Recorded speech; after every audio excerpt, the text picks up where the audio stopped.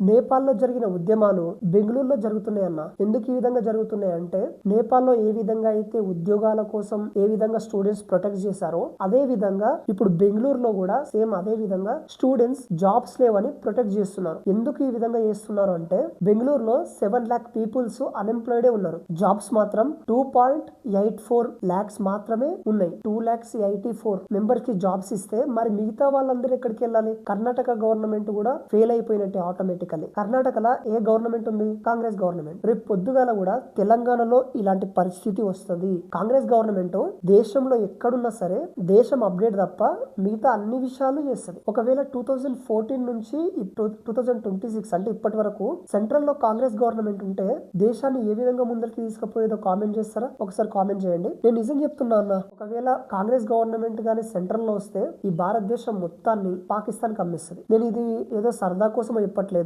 ఒకవేళ సెంట్రల్ లో గానీ కాంగ్రెస్ గవర్నమెంట్ వస్తే సేమ్ నేపాల్ లాగా అయిపోతుంది అన్న దేశం. ప్రతి ఒక్కరు అన్ఎంప్లాయిడ్ బయటికి వచ్చేస్తారు. అన్ఎంప్లాయిడ్ తో పాటు సామాన్య ప్రజలు కూడా వచ్చి కాంగ్రెస్ ని ఏ విధంగా ప్రొటెక్ట్ చేస్తారంటే దేశంలో అసలు కాంగ్రెస్ పార్టీ అనేది ఉండకుండా ప్రొటెక్ట్ చేస్తారు. నేను ఇదేదో కాంగ్రెస్ మీద హేటింగ్ తోనో ఇంకే దాంతో చెప్పట్లేదు. ఎందుకంటే ఆల్రెడీ మనము తెలంగాణలో అనుభవిస్తున్నాం. 2014 కన్నా ముందు ఏమేమి జరిగిన విషయాలన్నీ మీకు ఆల్రెడీ తెలుసు. అంతెందుకు రేవంత్ రెడ్డి చెప్పేస్తాడు ఓపెన్ గా, కాంగ్రెస్ అంటే ముస్లిం, ముస్లిం అంటే కాంగ్రెస్. మరి మిగతా వాళ్ళ పరిస్థితి ఏంటి? కాంగ్రెస్ గవర్నమెంట్ ఏంటంటే దేశం అప్డేట్ పైన దృష్టి పెట్టకుండా మిగతా పనికి మాలిన విషయాల మీద అన్నిటి మీద దృష్టి పెడుతుంది అన్న. కంటెంట్ నచ్చితే లైక్ చేయి, అదే విధంగా సబ్స్క్రైబ్ చేయి. నేనున్నానని మాత్రం అస్సలు మర్చిపోకు.